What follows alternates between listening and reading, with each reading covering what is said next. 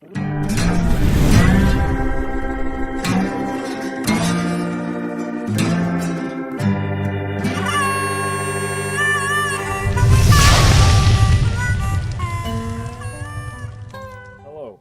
Alphen, the Alf, Southern Painting. Quick update on the Renegades project. I wanted to shortly discuss, well, when I speak it's never short. I tend to babble along quite a lot actually. Well, anyway, I wanted to talk to you about basing and how we're going to do this with the army. As I said in my previous video, this is a World War One themed army. It's so original, right? And I'm not. I love a model with a great base, but I never really got into how to do the perfect base, and I generally don't have the time or the patience, because when the model is done, the base is just something you need. Well, you know what I mean. It's not that important as the model itself, and I just want to get the project done. Batisai, my colleague, or whatever we should call him, he's quite a nut at making good bases, scenic bases and all. He really enjoys it, and it makes the model that much more better. So it's actually time worth well spent. But anyway,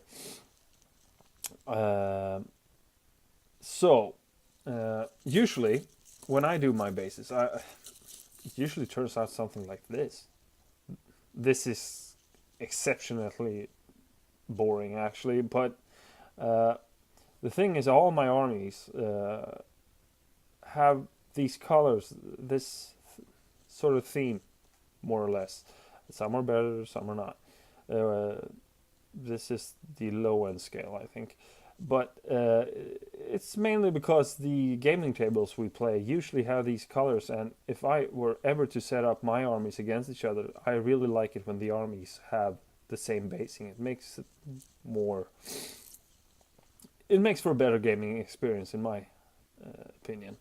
So, therefore, I always go with these colors or this theme, somewhat like this. Maybe a little bit more better.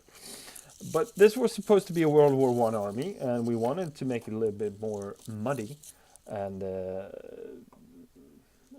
so. In the latest years, recent years, Games Workshop, Citadel, has started to. They've started to make some textured paints, and they're quite good actually. And this is my first time actually using one. And this one is called. It's called Armageddon Dunes. It's quite thick. And this is just a test model.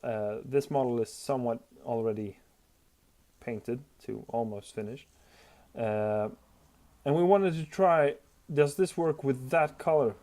Can we just slap it on and just maybe dry brush it or something? That would be a great time saver, considering the amount of work we have to do in this coming month. So I tried it out on this model. You see it even filled in the gap, but the texture is good, but I don't like the color. It's too light, and even if it was a bit darker, when I came to think about it, I do not want it in this color, because once again, I make all my armies in somewhat, and terrain actually, in these colors.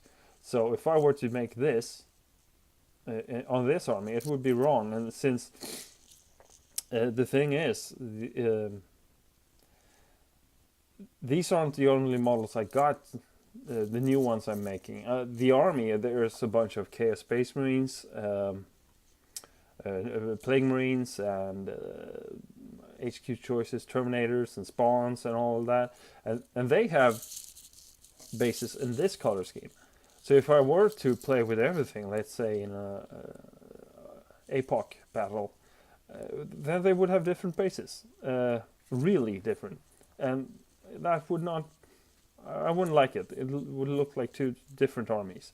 So if I use this texture but these paints, I think I will, yeah, you know, it will be a good compromise.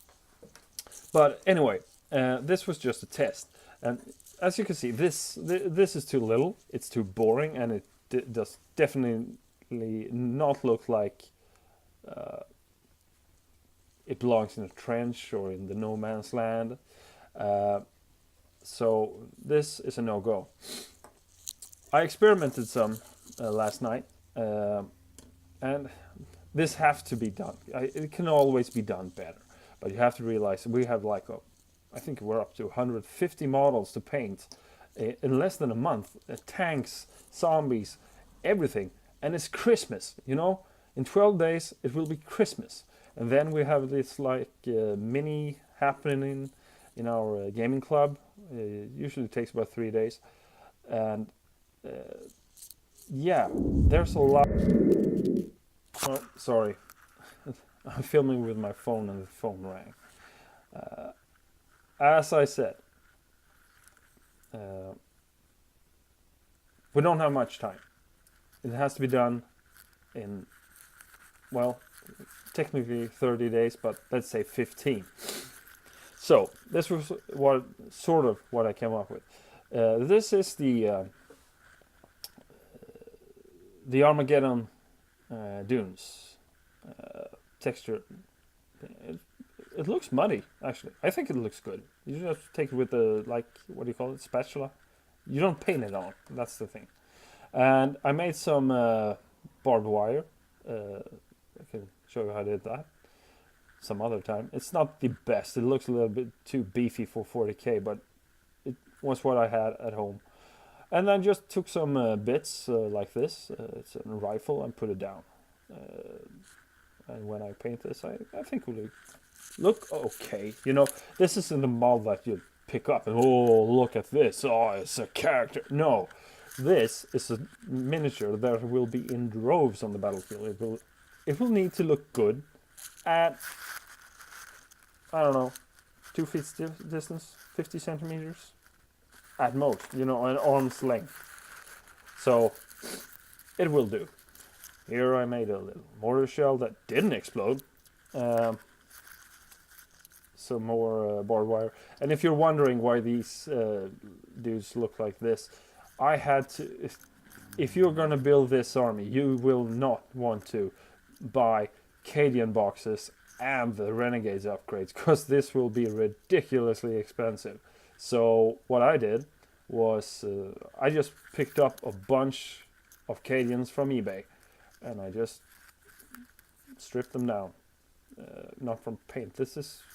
I don't even have time to paint strip this, so it will be what I took out the mold lines and such. But anyway, I have digressed.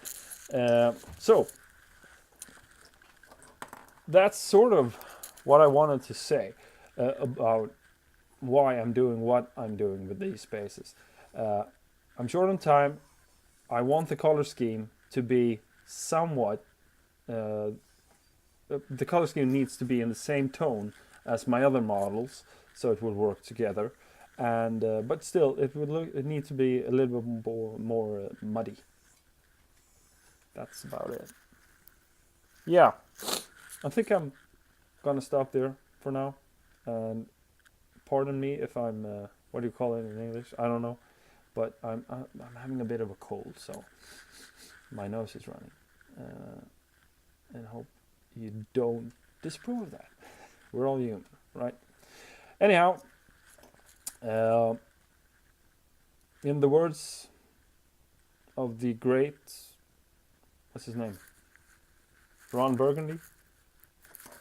Fuck you, San Diego. Bye bye.